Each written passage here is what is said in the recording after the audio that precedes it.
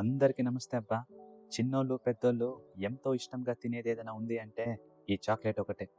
Belgium chocolate అంటేనే ఒక brand. ఈ చాక్లెట్‌కి చాలా పెద్ద ఫ్యాన్ బేసే ఉందబ్బా ప్రపంచమంతా. బెల్జియంలో వాఫల్సు, ఫ్రైసు, చాక్లెట్స్ చాలా ఫేమస్. ఈరోజు చాక్లెట్ ఫ్యాక్టరీకెళ్ళేసొద్దాం రండి.